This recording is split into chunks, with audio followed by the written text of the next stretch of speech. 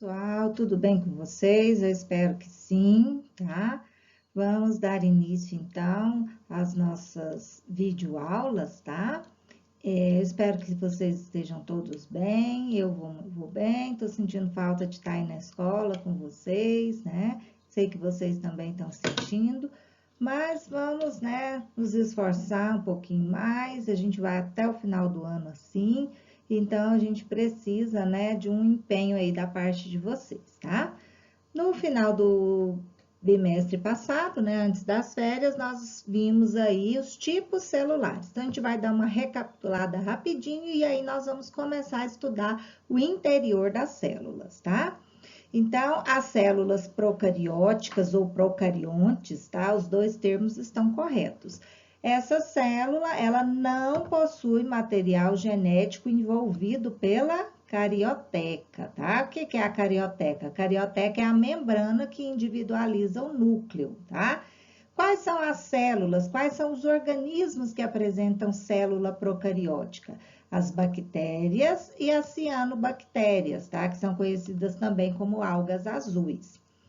O citoplasma dessas células procarióticas, ele é formado de quê? Do citossol.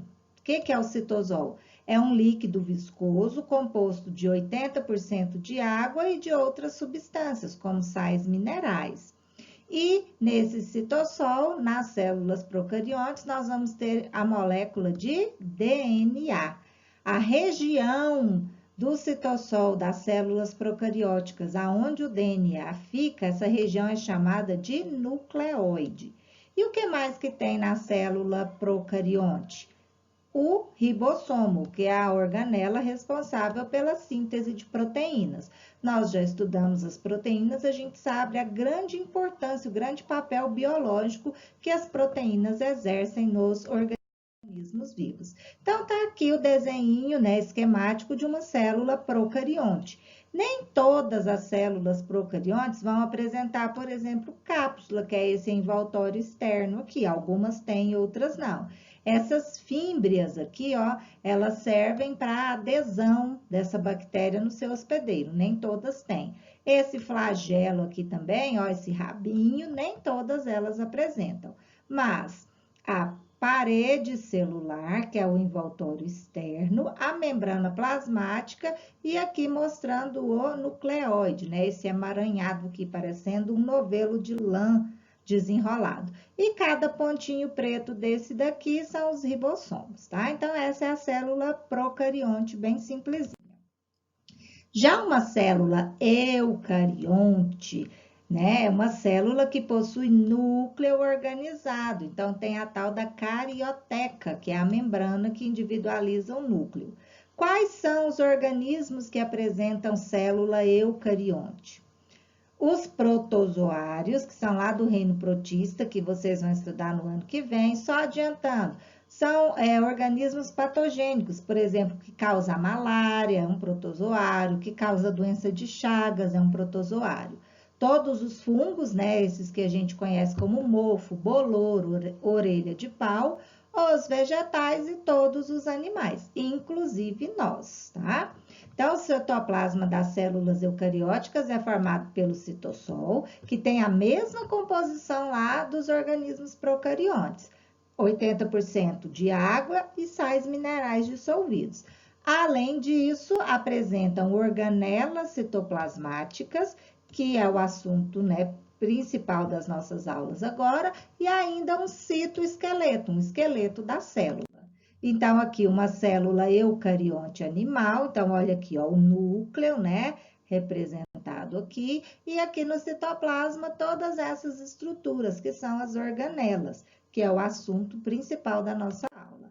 Aqui uma célula vegetal. A gente já trabalhou a diferença dessas duas, né? Célula vegetal tem parede, tem vacúolo, que a célula animal não apresenta, e tem esse aqui, ó, o cloroplasto, que é uma organela exclusiva da célula vegetal que vai fazer fotossíntese, tá? Então, vamos lá mergulhar no interior dessas células. Nós temos aqui, então, vamos falar um pouquinho desse citoplasma, também conhecido como hialoplasma. Ele é um material gelatinoso, fluido, então mole, né? E ele é dividido entre sol e gel. Ele é rico em água e substâncias, que são principalmente os sais minerais que estão ali dissolvidos. Além disso, todas as organelas estão mergulhadas nesse hialoplasma e também o citoesqueleto, tá? O citoesqueleto está presente somente nas células eucarióticas. Já as organelas, né, vão estar nas células eucarióticas, tanto animais quanto vegetal, com exceção do ribossomo. O ribossomo é a organela que é comum a todas as células, tanto eucarionte quanto procarionte, tá? Então, aqui está o citoesqueleto. Então, essa aqui é uma imagem, ó, é uma imagem apenas do esqueleto da célula, tá? Ele define a forma e organiza a estrutura interna. Então, ele dá forma e confere estrutura para a célula. Possibilita, qualquer outra função dele, ele possibilita o deslocamento de materiais no interior da célula. Então, aqui dentro da célula, pessoal, é um processo dinâmico. As substâncias, as organelas, elas não ficam paradas, elas estão em constante movimento. E a estrutura responsável por esse movimento é o citoesqueleto. Do que ele é feito? Do que ele é composto? Ele é composto de proteínas. Quais proteínas? A quitina, que vai estar relacionada ao movimento celular, a tubulina, que vai estar relacionada com a forma, manutenção da forma celular, e a queratina, tá? Que vai conferir o que? A manutenção desta forma da célula. Então, são 3 proteínas que vão estar formando o citoesqueleto. E as organelas? O que são essas organelas? As diversas estruturas presentes no citoplasma das células eucarióticas desempenham funções específicas, essenciais à vida da célula. Por serem comparáveis aos órgãos de um organismo, elas são denominadas de organelas. Então, elas que vão realizar o que? As funções essenciais para a manutenção dessa célula. Então, vamos começar com essas organelas. A primeira que nós vamos falar é o retículo endoplasmático, RE. Então, a gente vai abreviar sempre como RE, retículo endoplasmático. São tubos e bolsas membranosas. Nós vamos ter 2 tipos de retículo endoplasmático. O rugoso, vocês vão encontrar também com o nome de granuloso, tá? Rugoso ou granuloso. Ele apresenta ribossomos aderidos nas suas membranas, aderidos nas bolsas membranosas ali. Se ele tem ribossomo, a função é produzir proteínas, porque são os ribossomos que são as organelas responsáveis pela síntese de proteína. Então, o retículo endoplasmático rugoso vai produzir proteínas para exportação, que serão eliminadas para atuar fora da célula. Produção de enzimas lisossômicas, que fazem a digestão intracelular. A gente vai ver ali na frente que o lisossomo é um outro tipo de organela que está relacionado com o processo de digestão. Mas quem produz a enzima, quem produz a substância que vai ficar dentro do lisossomo é o retículo endoplasmático rugoso, tá? E nós temos também o retículo endoplasmático liso, também conhecido como não granuloso. Ele não apresenta ribossomos. Função, ele vai sintetizar, vai produzir ácidos graxos, fosfolipídios e esteroides. Então, de modo geral, ele vai sintetizar lipídios, gorduras, tá? Em células do fígado e em células das gônadas sexuais, encontramos grande quantidade de retículo endoplasmático liso. Por quê? Porque os hormônios sexuais, nós já estudamos, eles são de origem lipídica. Então, nesses órgãos, como está produzindo muito hormônio sexual, vai precisar de produzir muito lipídio, né? Muito esteroide. E o fígado também, tá? O fígado é o laboratório do nosso organismo. Então, lá nós vamos ter uma grande síntese principalmente de fosfolipídios, tá? Quais são as funções em comum, que são tanto do retículo endoplasmático rugoso quanto do liso? Os dois vão transportar substâncias e vão armazenar. A gente vai entender pelo formato. Observem aqui. Então, aqui tá a célula, esse cara aqui, ó, aqui e aqui em cima são os retículos, aqui eles estão, né, em aumento. Então, mais próximo do núcleo, nós vamos ter o rugoso, tá vendo os pontinhos pretos aqui? São os ribossomos, tá? E aqui nós vamos ter o retículo liso, tá? Esse o granuloso e aqui mais por fora o retículo endoplasmático liso, tá?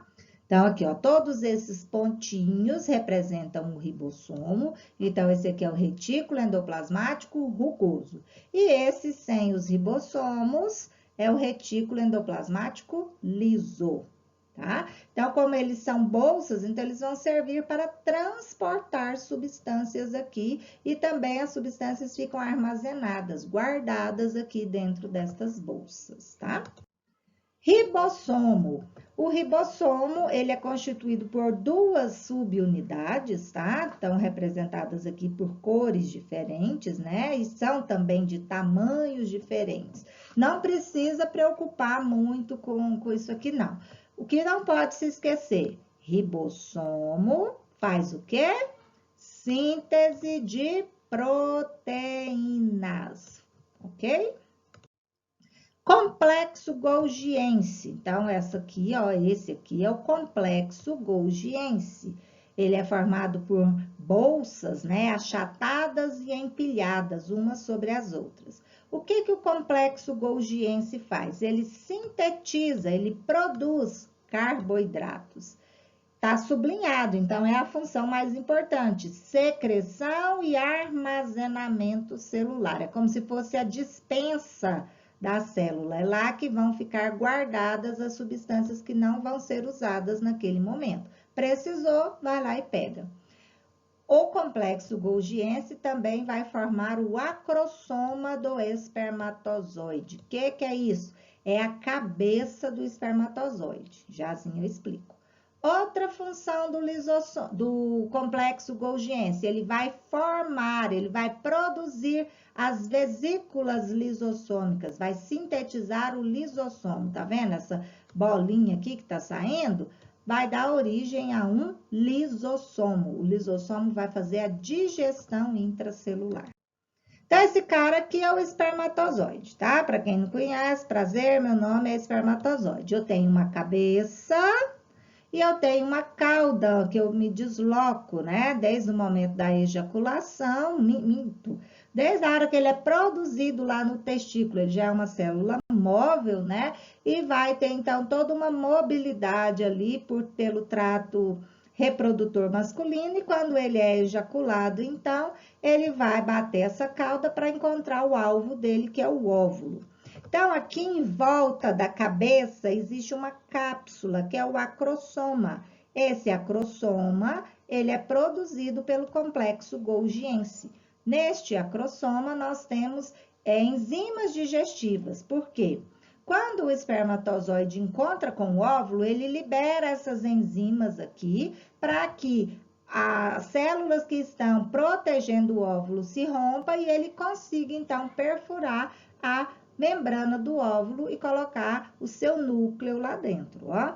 Então, esse acrossoma, essa vesícula, né, que existe na cabeça do espermatozoide, possui enzimas que degradam o envoltório celular do óvulo. Então, o óvulo é uma célula bem protegida. Esse acrossoma, então, serve para degradar esse envoltório, possibilitando o processo de fecundação, tá bom? Pessoal, por hoje é só, a gente vai ficar só com essas organelas hoje, tá? Uma frasezinha aqui de motivação para vocês. A determinação de hoje é o sucesso de amanhã. Então, a gente só vai colher o que a gente plantar, tá? Eu sei que é difícil estudar à distância, que muitas vezes a gente fica perdido, tá? Mas eu vou estar fazendo algumas chamadas ao vivo também com vocês nas quartas-feiras de manhã, para que a gente possa, então, nós possamos estar tirando dúvidas, corrigindo os exercícios, tá? Vocês vão resolver, tá? Os exercícios lá da apostila, tá bom? Depois eu passo a numeração corretinha para vocês. Um beijo, um abraço, fiquem com Deus e até mais.